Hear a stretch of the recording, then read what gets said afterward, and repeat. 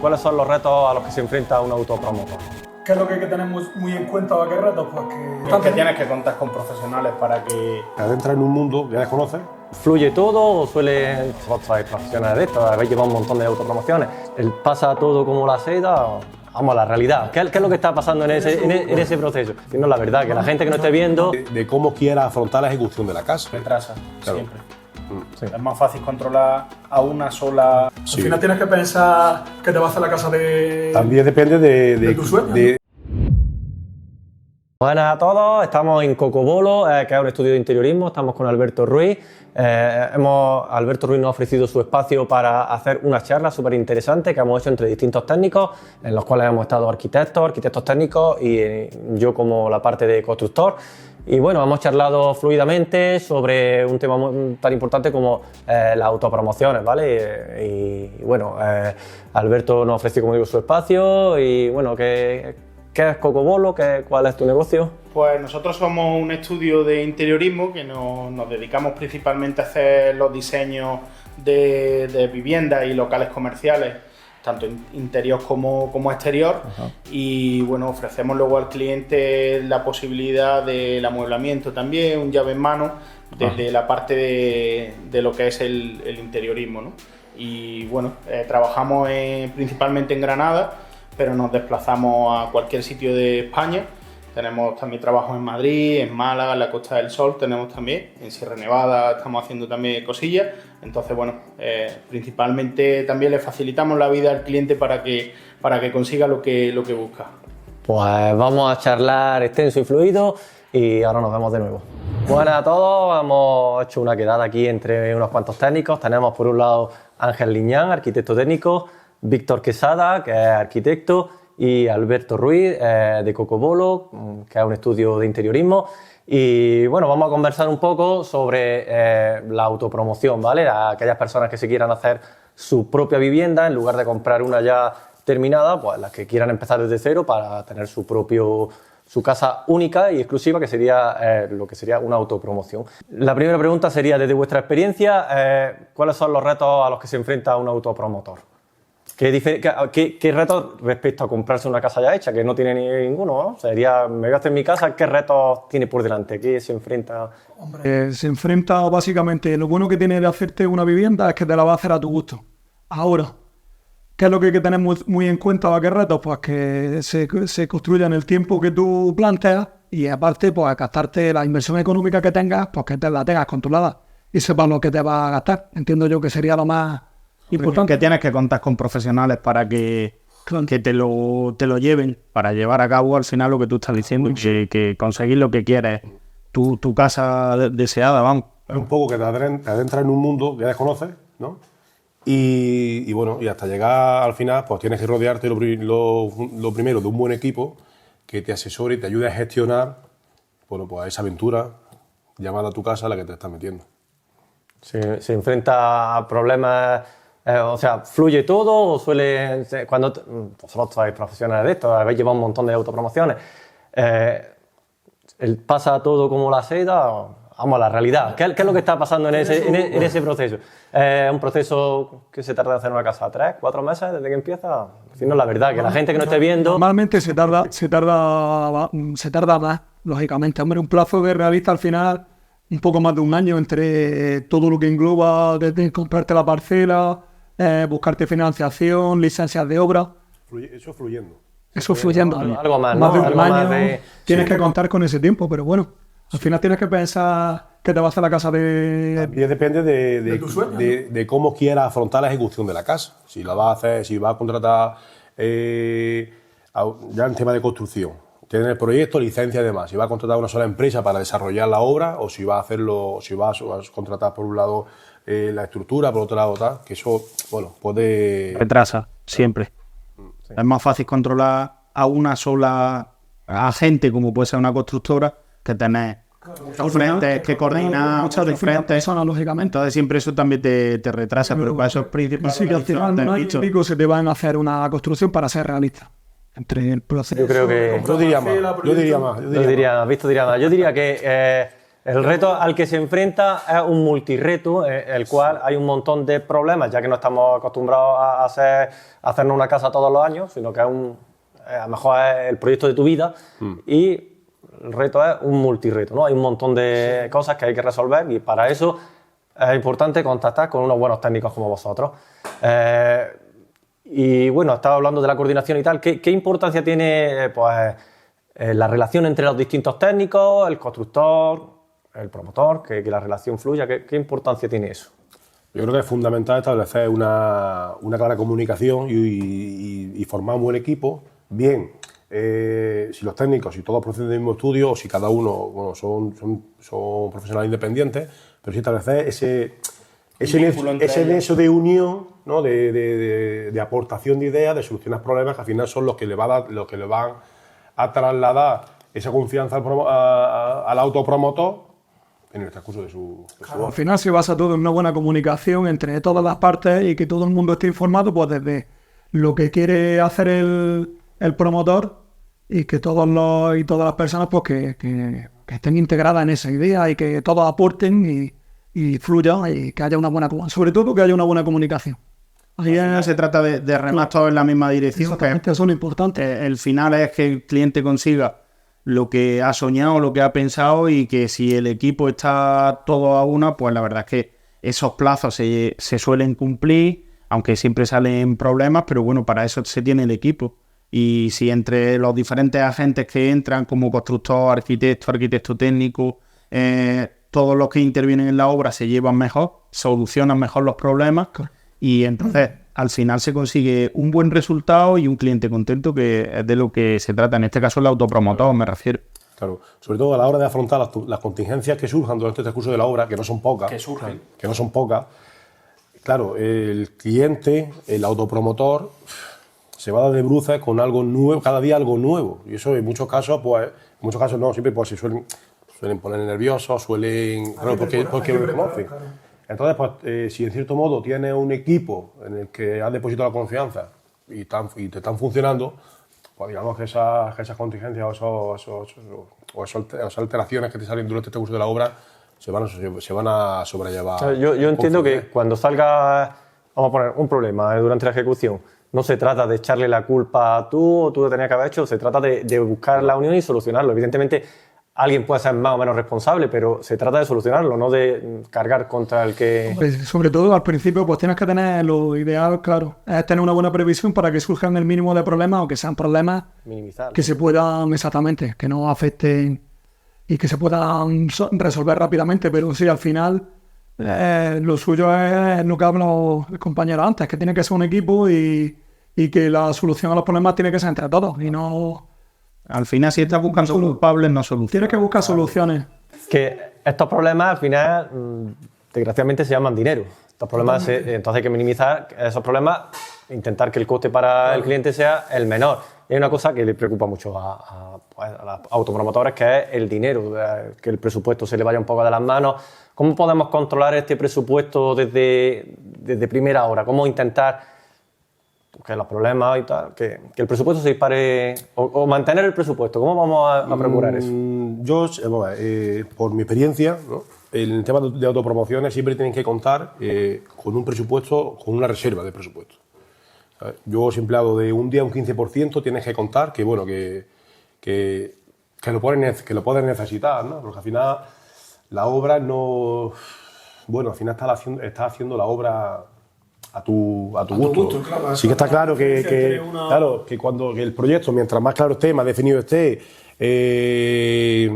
acotado. Sí, efectivamente, las contingencias que te surjan van a ser menores. Pero sí que es verdad que surge. Pero simplemente ya no solo por temas, por cambios de proyectos y demás, sino por cambios de elección de material.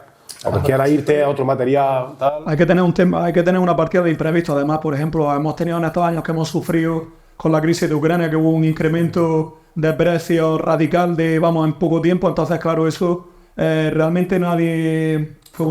Fue una cosa circunstancial que ni el constructor, si te lo tenías contratado, ni el promotor.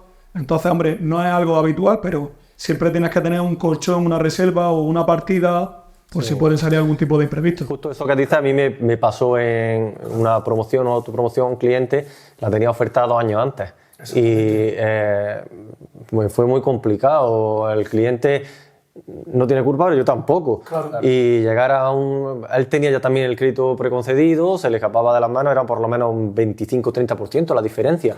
Sí. Y entre todos tuvimos que asumir un poco... Sí, claro. Remar en el mismo sentido, un poco ajustar lo que ha dicho Víctor, que tú tienes un presupuesto X, tienes que tener un 10, un 15% más o menos para imprevistos que surjan.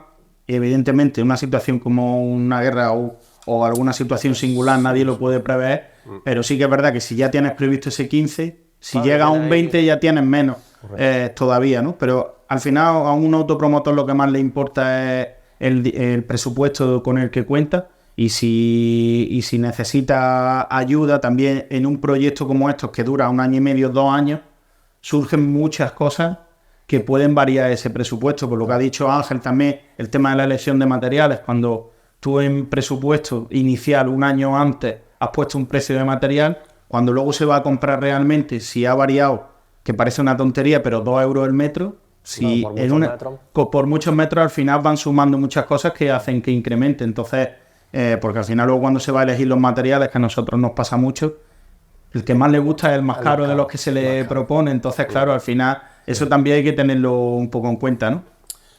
Ese aspecto es complicado de definir un precio final porque, casi siempre participa el promotor de una manera directa en la elección de los materiales, ¿no? Y es donde juegan ya un poco, donde ellos también tienen que ser conscientes de a lo que se están enfrentando. Porque cuando empieza, esto no termina en elegir una solería, que después de la solería te viene la grifería, te viene un montón de componentes. Correcto. Y lo que desgraciadamente en más de una ocasión ha pasado es que han reducido calidad donde no tienen que reducirla, como temas de aislamiento, ventanas. Y eso es un problema que cada vez más parece que han quitado un pilar a la casa para que sea más económica. ya tanto, pero que sí, no. Es como que no debe como tocar. que no se ve. Claro.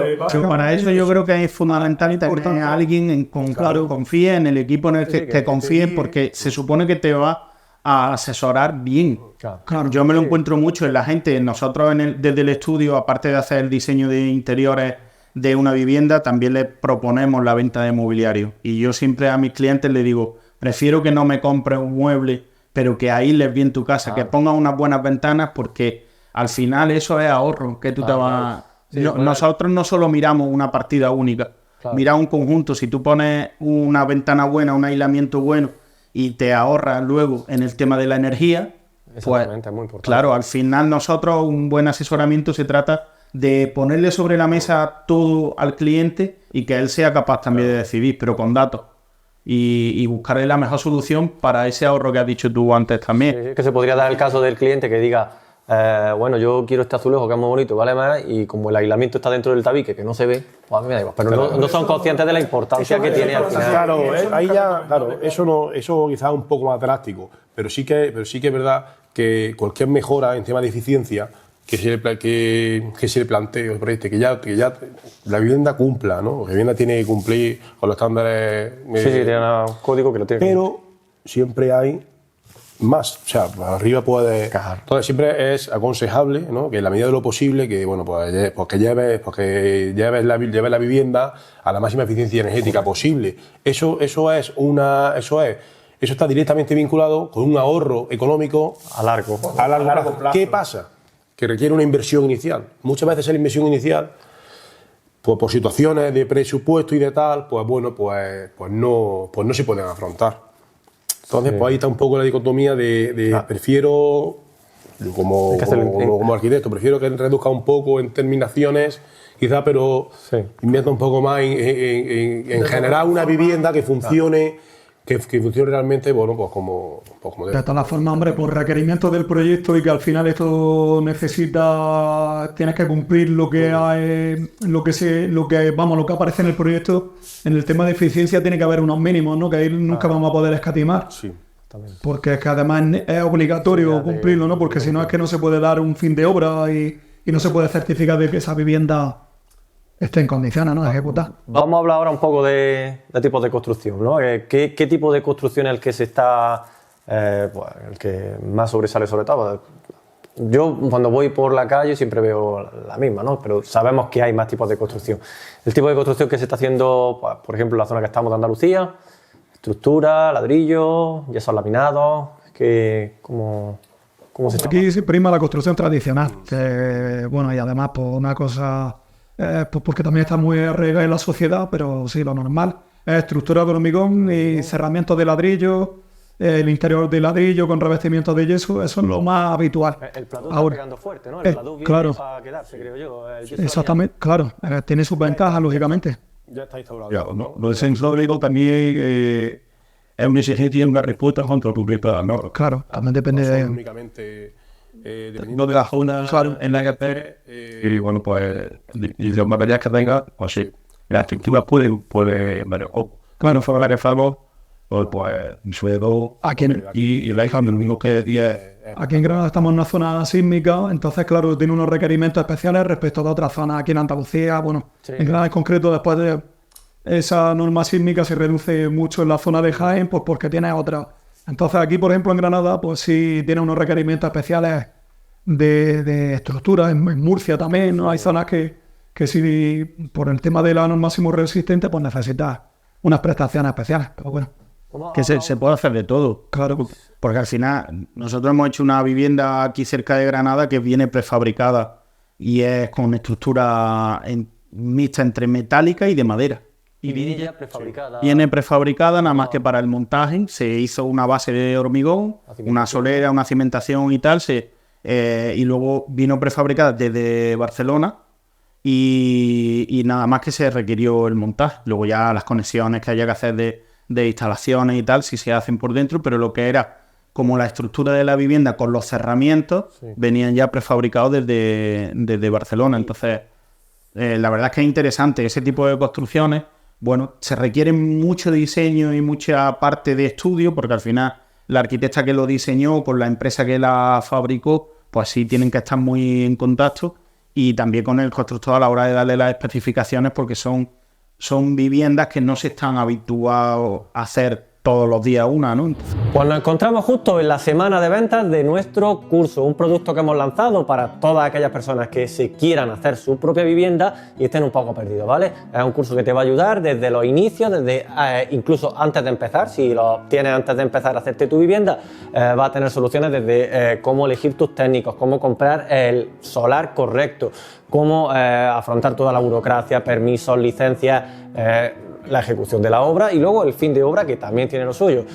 Tanto si estás pensando en hacerte una casa como si ya estás involucrado en el proceso de hacértela y está dándote muchos calentamientos de cabeza, el producto que ofrecemos, este curso te va a ayudar muchísimo. Del 24 al 30, justo esta semana, tenemos una oferta especial de 350 € y quedan muy pocas plazas. Solo había 50 plazas disponibles y se están agotando. Después del día 30 se acabará la oferta de lanzamiento y bueno, pues el precio será otro. Así que si estás decidido a hacerte tu vivienda y andas un poco perdido, como digo, creo que es una oportunidad increíble.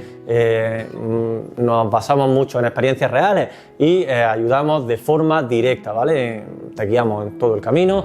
Ya que Alberto saca el tema, pues vamos a hablar un poco de casas prefabricadas.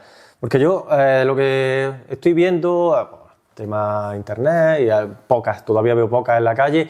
Tenemos dos tipos de viviendas prefabricadas, bueno, habrá un montón, pero yo veo como dos grupos, los que vienen unos módulos de hormigón y tal, y luego haces todas las terminaciones interiores, y hay algunas que vienen completamente terminadas, alicatadas, pintadas y tal, las ensamblan y un par de remates. ¿Qué opináis de ese tipo de construcción? Entiendo que las que vienen completamente terminadas tienen que adaptarse a un terreno en concreto y las otras se pueden un poco adaptar, ¿no? Porque te las diseñan.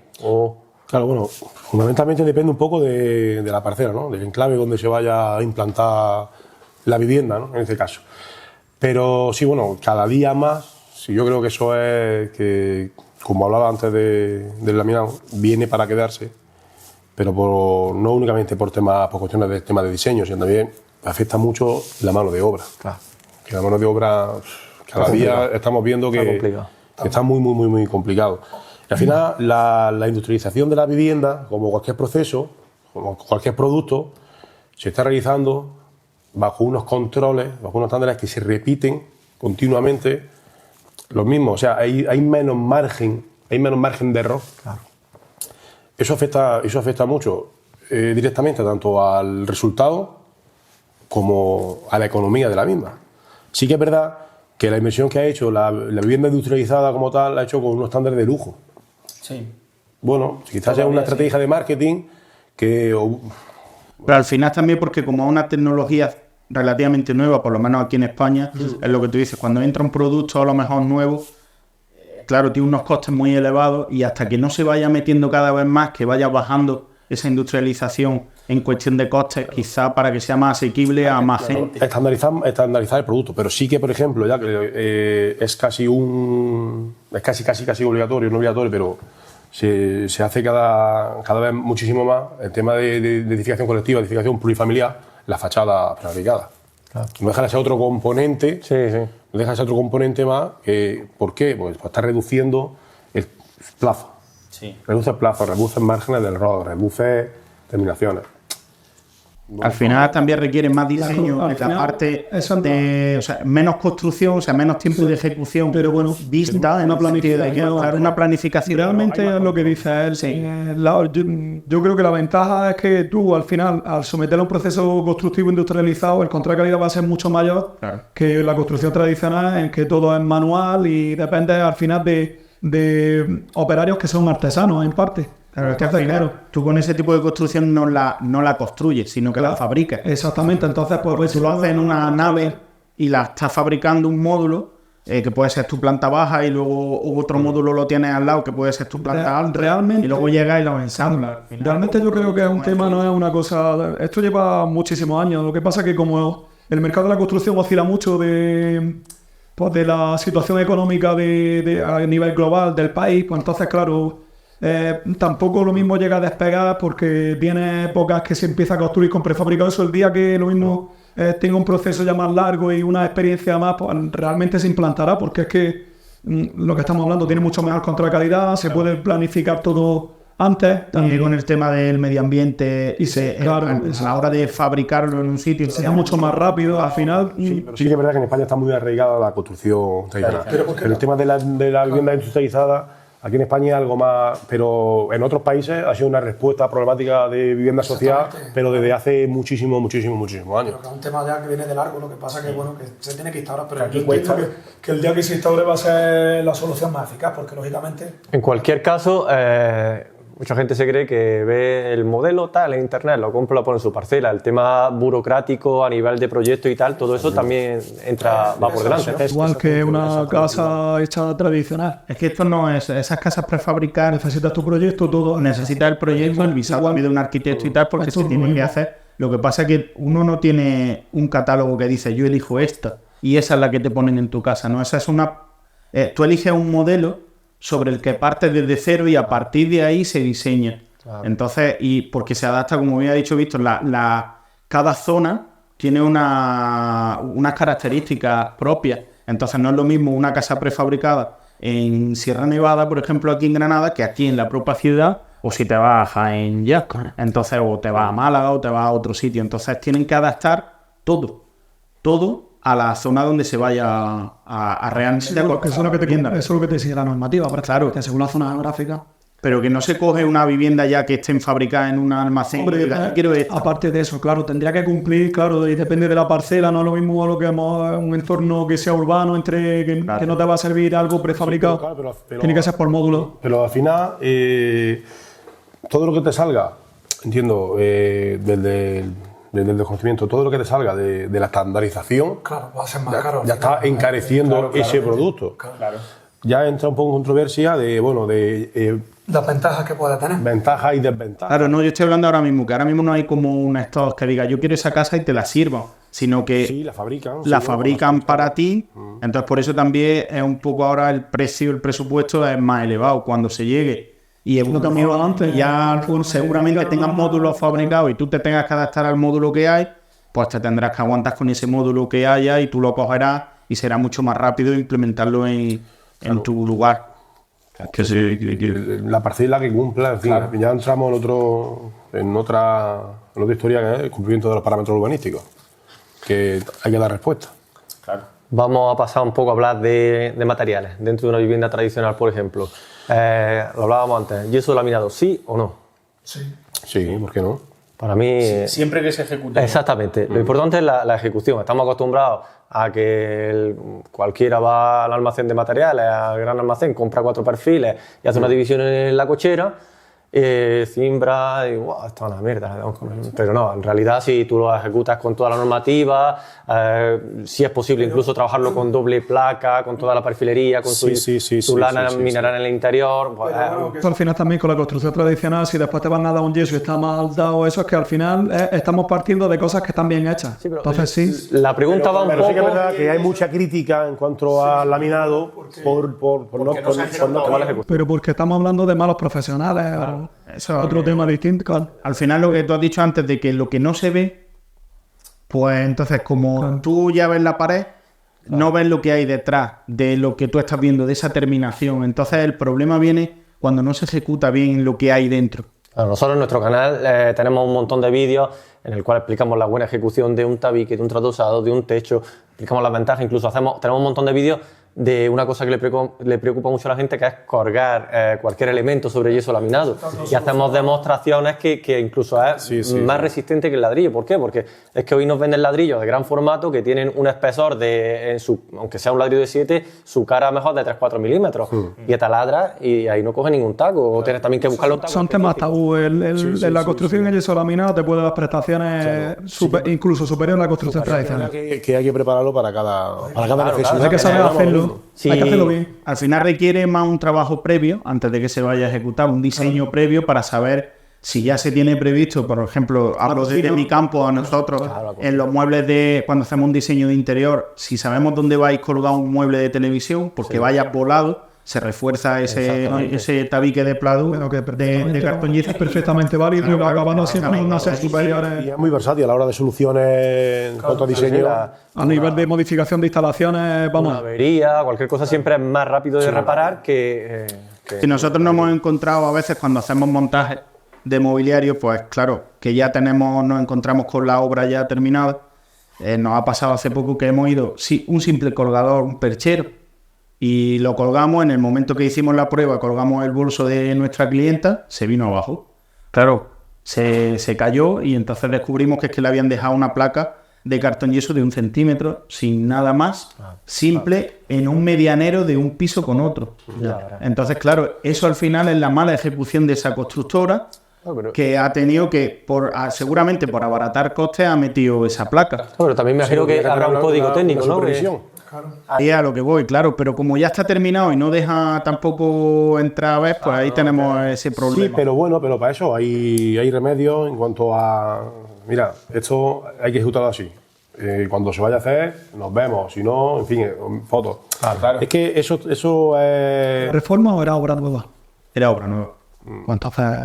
Claro, eso no... Era obra nueva. Entonces, claro, nosotros al final nos encontramos con esa problemática. Dijimos, no podemos colgar ni un perchero. ¿Qué le pasa al cliente que va a hablar del yeso laminado como un mal sistema? Efectivamente, pero eso es porque está mal. Claro, totalmente. Entonces, Son dos cosas que hemos hablado. Lo estamos diciendo de cosas distintas. Claro. Una mala ejecución. El sistema es muy bueno siempre que se ejecute bien. Al final, porque si no... la planimetría de los versátil yesos... y muy utilizado. Y cada día más, y bueno, ya... Pues, Es más limpio, tiene muchas ventajas. No dejan de mejorar las prestaciones en cuanto a protección contra incendios. Correcto. Pues... Trabaja con lanas minerales que son ignífugas, se trabaja... Para mí es una solución... Bueno, yo en mi casa de reciente construcción, 4 años que hace que la hice con yeso laminado, con su doble placa y estoy... Tengo todos los tabicos hasta los anterior de yeso. O sea, es que tenemos... Al final es un elemento, un artículo muy versátil, como estamos hablando, que para el tema luego de reparaciones en instalaciones también es súper sencillo, más sencillo que un tabique tradicional, porque lo puedes acotar mucho más donde tengas que romper y tal, y luego para la reparación mucho más un hotel que es un edificio de mucho uso, con alto tránsito, todo está hecho con... Y que están con yeso laminado, todo, pero de hace muchísimos años, una cosa, vamos. Claro. Vamos a hablar un poco de aislamiento, que ya lo hemos tocado antes. La importancia es pues, de las más importantes a la hora de construirla, aparte de que tener una buena cimentación, una buena estructura. Una vez que llegamos a cerramiento y tal, un sistema de aislamiento. Yo me encuentro muchas veces con que en proyecto viene 12 centímetros de aislamiento en la cámara, pero luego tenemos los puentes térmicos en los pilares increíbles. Casi es contraproducente porque estamos haciendo una zona muy aislada contra una zona sin aislar. Un puente térmico, condensación, casas muy herméticas. ¿Qué veis vosotros a la hora de la gente? ¿Cómo estamos aislando ahora mismo? Yo es que en el tema que estamos hablando de la autopromoción, yo si pudiera elegir un sistema de aislamiento, elegiría un SATE. Un SATE. La gente no sabe lo que es un SATE, pero en el canal os invito a que visitéis el canal y también hay un montón de vídeos explicando qué es un SATE, cómo funciona, las ventajas que tiene y bueno, también cómo se trabaja, cómo se monta. Ellos podrán hablar, Víctor podrá hablar mejor sobre el sistema, pero... Sí, bueno, al final, como dice Alberto, el SATE se está utilizando cada vez más. A mí me encanta. Y se está, vamos, ya está bastante instaurado. Sí que es verdad, como cualquier sistema tiene todo novedoso, tiene su proceso de implantación, de presentación, de lo que hablábamos antes, volviendo al cartón yeso, de malas prácticas, de malas ejecuciones, pero es una solución tanto en cuanto para obra nueva de viviendas familiares como en rehabilitación. Sobre todo en rehabilitaciones es una solución muy fácil, ¿no? Claro, para rehabilitar la fachada a la vez que está aislando la vivienda. Está aportando una reestructuración térmica a la envolvente, que está haciendo un control de una edificación la que no puede actuar en cuanto a estructura, en cuanto a cerramientos, ¿no? Sí. Y más una rehabilitación, que no tienes pérdida de espacio ninguna en el interior, ¿no? Que muchas veces, sobre todo lo que estamos hablando de rehabilitación, que son núcleos urbanos, que el precio del suelo es muy caro, pues nunca estás perdiendo espacio interior. Pero bueno, que al final, a nivel teórico y a nivel práctico, la envolvente por el exterior siempre es lo más eficaz. Entonces estás partiendo de que a nivel físico estás resolviendo lo más eficientemente posible. Hay un tema que a la gente le suscita un poco de preocupación y es la resistencia a impacto. La resistencia a impacto obviamente no te la aporta el aislamiento, el EPS, ¿no? Obviamente te la aporta el mortero. Claro, la malla, el mortero y... Lo que tienes que tener en cuenta, instalación de aire acondicionado y todo eso, cuatro cosas puntuales que tienes que tener en cuenta, que son los puntos más críticos, porque tienes que montar un anclaje antes de montar el sistema, pero vamos... Mucha gente me dice una frase muy extendida que parece que tanto en el yeso como en el caso le dio un puñetazo. Yo no voy dándole puñetazo a las paredes. Es que si le das con el coche, bueno, pues si le das con el coche también puedes romper el ladrillo, ¿no? El coche no vale más caro que romper el ladrillo. Claro, no, pero sí que es verdad que, bueno, pero es por eso, es por esa falta todavía, por esa implantación, no estamos acostumbrados a eso. Ya pasa lo mismo que con el cartón yeso. Cuando lo toca, aunque le pongas doble placa, se nota que no es obra, que no es no tiene la fábrica de ladrillo, ¿no? Se nota, pero ya nadie dice, es que suena a tambor, ¿no? Como es lo que se decía, las casas tocando, ¿no? Ya, pero bueno, pero es lo que, como los detractores, ¿no? Como lo que... ¿no? Bueno, sin más de aislamiento, pues yo creo que está claro, ¿no? Que no nos la juguemos nunca en aislamiento. En aislamiento invertir todo lo que sea necesario, ventanas y como decía antes, pues sobre todo una buena ejecución de la instalación del material, porque si hacemos un espesor muy grande y luego dejamos los pilares sin ningún elemento, cantos de forjado y tal, pues estamos estropeando un poco el trabajo. Es que al final, perdona, en aislamiento tú inviertes en un momento puntual, pero es un ahorro durante toda la vida. Entonces es muy importante eso también, que los clientes lo tengan muy claro. Y ahora ya tenemos la casa aislada, hemos elegido los materiales, hay que ponerle un sistema de calefacción, refrigeración. Ahora están muy de moda los suelos radiantes. Suelos radiantes por aerotermia, que te dan la calefacción, la refrigeración. ¿Qué opináis de este tipo de sistema? El suelo radiante al final, a nivel como suelo, es el sistema más confortable, ¿no? Porque siempre el tema de la climatización es, desde el suelo es más confortable hasta los sistemas que son más que el calor o el frío te lo dan a niveles superiores, ¿no? Entonces es lo más confortable. Claro, sobre todo a la hora de calor. Lo estamos refrigerando un poco a la inversa, pero... Claro, cuando se refrigera hay que tener, entran otros factores, ¿no? Como puede ser una buena ventilación, ¿no? Y también en ciertos casos, cuando hay diferencias de temperatura muy grandes, ¿no? Apoyo de unos falcois. Sí, porque puede dar el caso de que se produzcan condensaciones. La condensación en suelo. Hombre, parte de que si tienes la casa bien aislada, va a tener que necesitar lo mínimo de instalaciones para climatizar, porque siempre ese aislamiento te va a permitir que la casa pues que tenga la menos pérdida de calor o de frío, ¿no? Según la época del año en que estemos viviendo, ¿no? Y después, pues bueno, con lo que ha comentado él, después, bueno, también tenemos que tener sistemas de renovación de aire y hay que tener en cuenta una serie de ¿Sistemas de renovación de aire son ya obligatorios en la instalación de la vivienda o van a pasar a serlo en breve, ¿no? Con alguna normativa nueva, he escuchado algo, no sé. ¿Tienes tu obligatoriedad de tu sistema, de tu renovación de aire? Tienes que cumplir final con legalidad del aire interior, del HS3, del Código Técnico. Y sí, bueno, lo que pasa es que volviendo a las autopromociones, pues volvemos... Que no se revisa todo lo que se tenía que revisar o no se cumple con... Pero es súper importante porque es que es un sistema de ahorro también de salubridad, ¿no? Recuperadoras de calor, ¿no? También totalmente. Es que al final, si tú no ventilas, no tienes ventilada la casa, da igual con las ventanas tradicionales o con un sistema de ventilación o de recuperación, es que te van a provocar dentro, aparte que tengan malos aires, luego te provocan enfermedades que no sabes de dónde te van a venir, condensaciones. Las condensaciones finalmente son por falta de ventilación. Si hay ventilación... Pero la idea, y para una mayor eficiencia, la idea de ventilar a través de un recuperador de calor, de un flujo, por ejemplo. Ya a través de las carpinterías y demás, entra un poco... Estás perdiendo la energía que estás generando, ¿no? Y si se trata de ahorrar en la factura energética, pues... Tengo la casa caliente, abro la ventana y ahora la máquina empieza a funcionar a marchas forzadas. La casa no tiene una temperatura constante, entonces va a generar picos de consumo, va a generar picos de consumo. Correcto. Que van a alterar el rendimiento de... Claro, pero si tú no quieres instalar un sistema de recuperación, sabes que tienes que ventilar la casa. Porque, o sea, me refiero que la gente se piensa que tú pones una carpintería buena y dices, ya tengo aislado y lo tengo calentico en mi casa, ahora cómo voy a ventilar ya, pero es que es necesario también. Lo mismo que calentar la casa o refrigerarla. Pero que la casa, o sea, que la vivienda tiene que ventilar. Claro, la casa tiene que ventilar, si no es a través de un sistema mecánico, un sistema de aireador en carpintería, de que eso...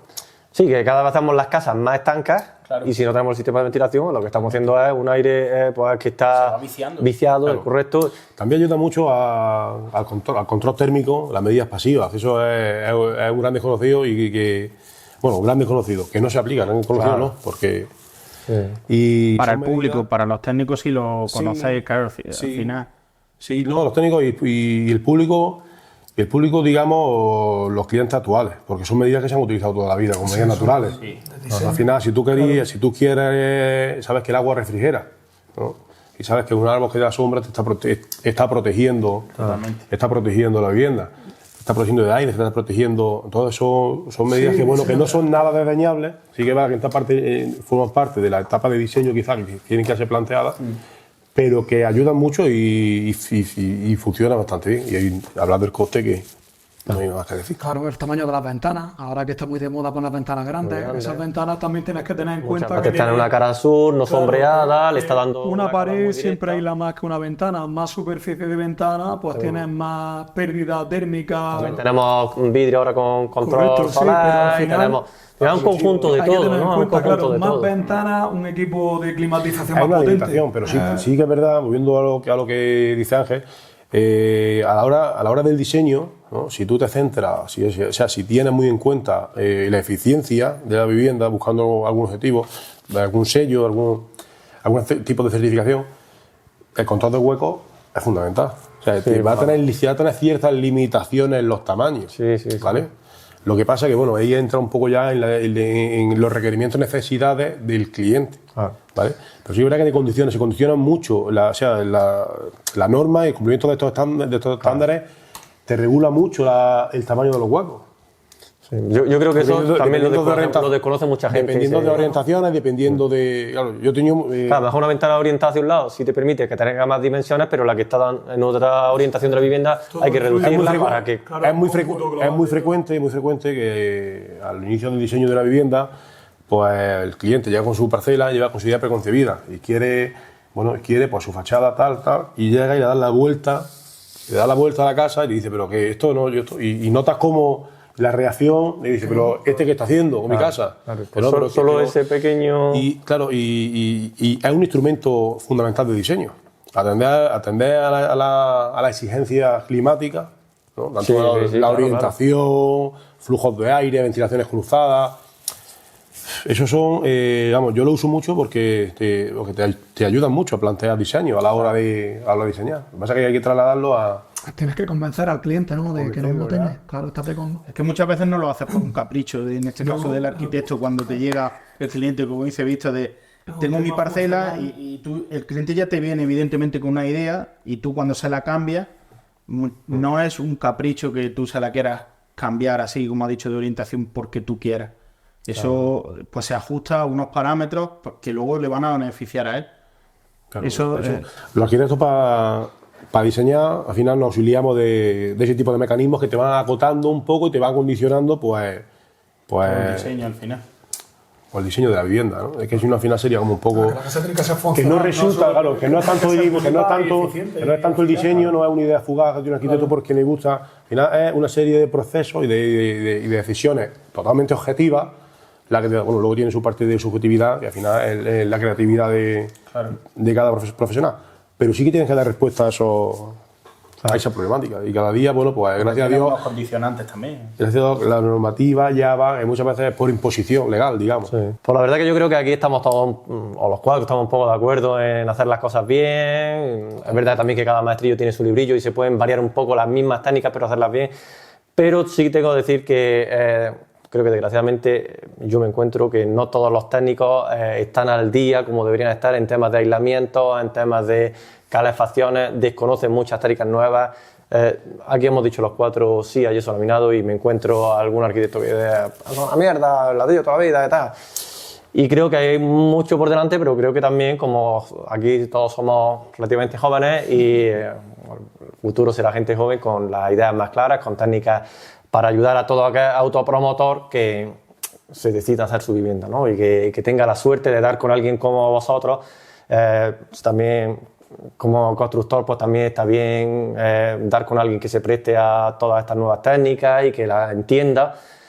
Y bueno, creo que hay un poquillo de asignatura suspensa ahí, todavía un poco de desconocimiento, que es lo que al final ayuda a que esa casa sea confortable, que tenga un nivel de facturación a la hora de calentarla más económico, que bueno, pues todo eso. Al final lo que volvemos al principio, se trata de una base, bajo mi punto de vista, de confianza entre todos los que intervienen en la obra.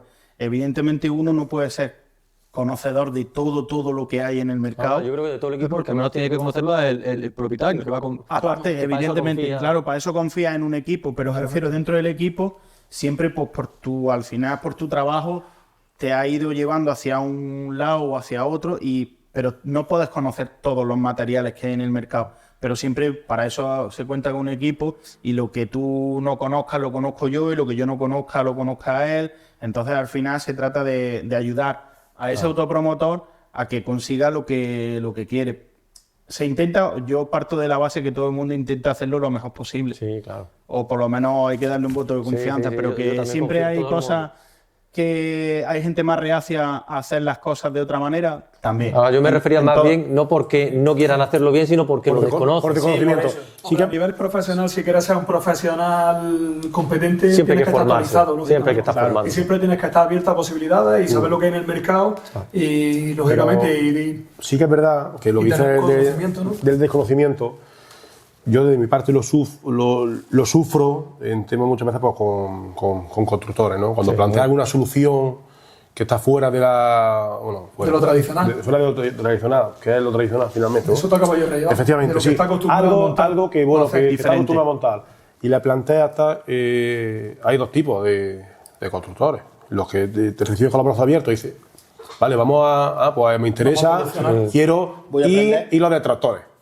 Que, como te he dicho, esto Eso no vale. son problemas, esto nada, y ahí hay que lo hemos comentado antes, ahí hay un vínculo que puede llegar a ser negativo de que el constructor hable mal Del técnico. hable mal del técnico o del sistema O del el sistema. sistema que está proponiendo, ¿no? Como que Vale, el constructor Esto no- quizás tiene una buena relación con el promotor y le dice que ese sistema que no funciona, ¿no? Sin que conocer te están realmente. engañando, que Claro, este hombre a está lo mejor equivocado. porque él no sabe instalar un SATE. Él no sabe instalar un SATE. Efectivamente. Entonces, en lugar de decir, bueno, pues si yo el SATE no lo instalo, pues voy a buscar una empresa que me lo instale. Claro. Y voy a darle y al final el técnico, le digo, yo cuando yo me digo a prescribir un sistema u otro, al final, mi honorario es un honorario, no entra en eso. Pero sí que es verdad que el constructor pues tiende un poco a redirigir a su zona de confort. Correcto. Y al final el constructor y el autopromotor bueno, tienen una relación diaria. Claro. Casi que diría que más que con los técnicos. Sí. Porque al final depende de lo que se involucre el autopromotor en su obra. Sí, ¿no? su propia obra. Pero sí que es verdad que muchas veces se puede dar esa casuística, ¿no? De que el constructor, pues, bueno, pues sea un poco, claro, intenta convencerlo de de lo que viene, de lo que muchas veces, pues, de su conveniencia, la conveniencia, que no es que sea que lo haga con un tipo de segunda, sino por desconocimiento mismo, es decir, no sé el resultado que va a dar esto te digo yo que funciona.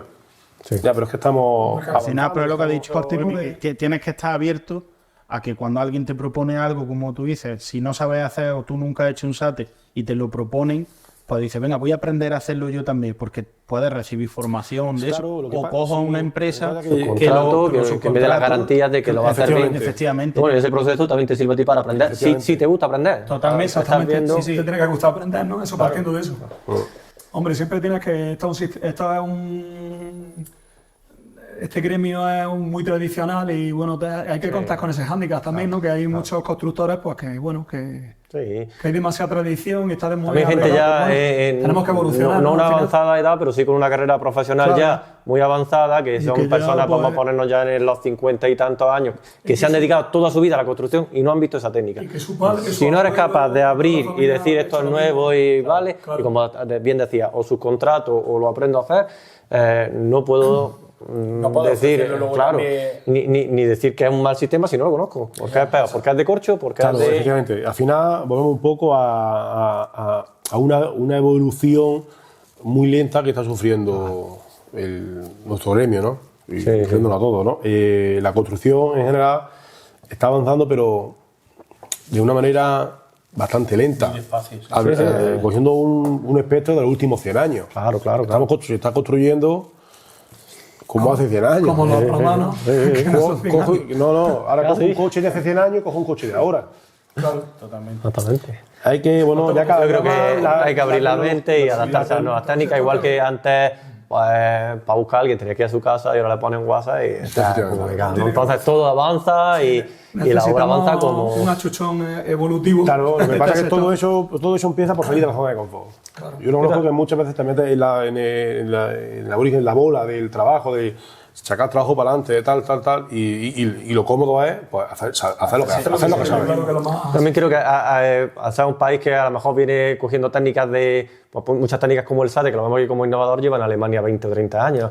Entonces no estamos experimentando, sino que estamos trayendo técnicas que ya están probadas y que funcionan. Entonces estamos ofreciendo algo que funciona. No, vamos a probar a ver si... Está bastante testado, eso sí, ahí no hay...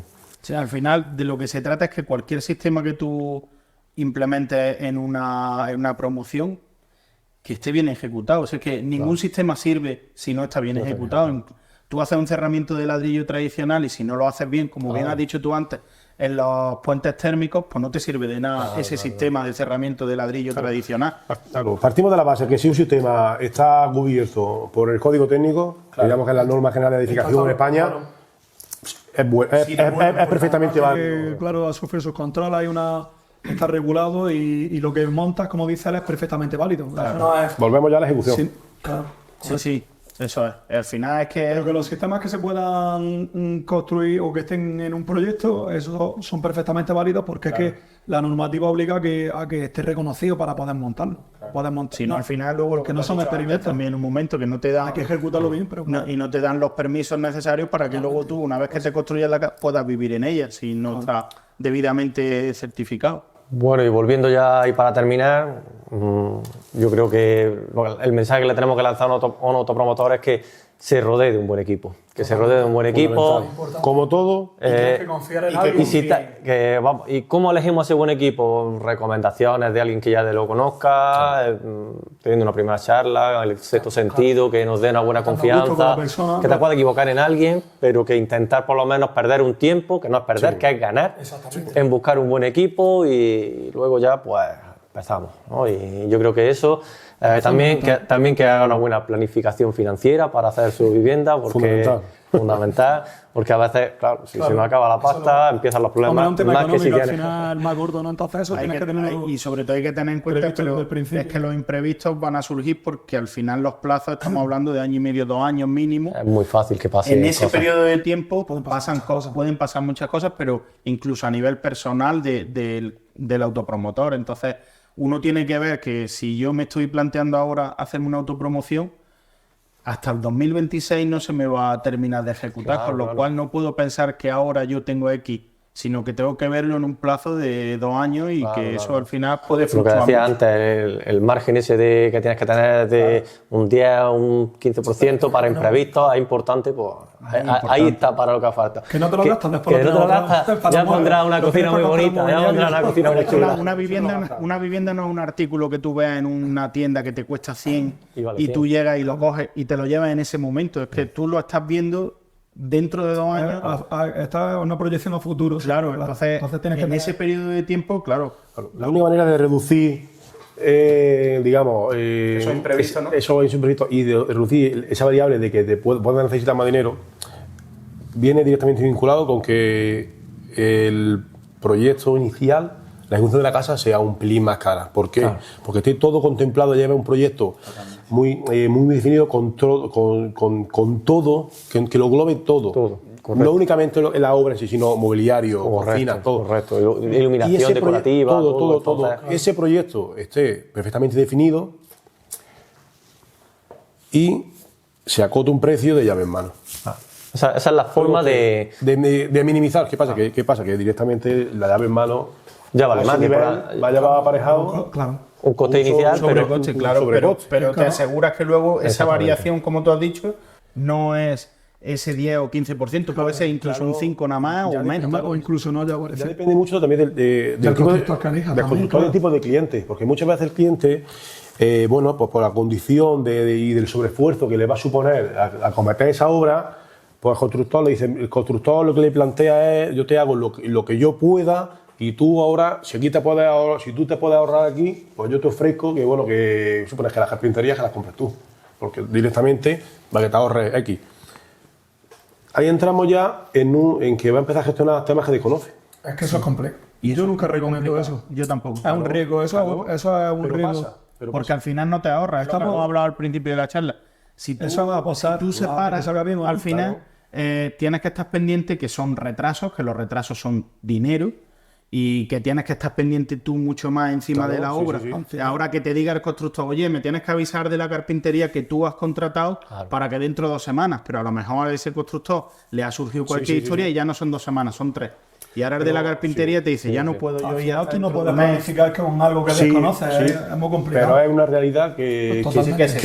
se da y mucho. ¿Qué es esa? Sí, A ver, y eso ya implica un punto de atención para los técnicos que tienen que estar pendientes de que al final ya se está saliendo, no hay una única persona la que está gestionando, la que tú estableces conexión con esa, que ya tiene que empezar con terceros. Y eso es difícil, es complicado. Eso es complicado, pero que se da. Dependiendo del tipo de autopromotor.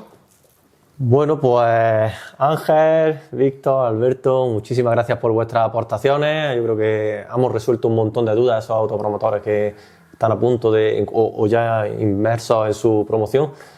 Y nada, no me importaría otro día repetir otra charla tocando algún tema en concreto o volviendo a hablar del panorama. Cuando quiera. Encantado. Gracias, de verdad. Gracias a vosotros.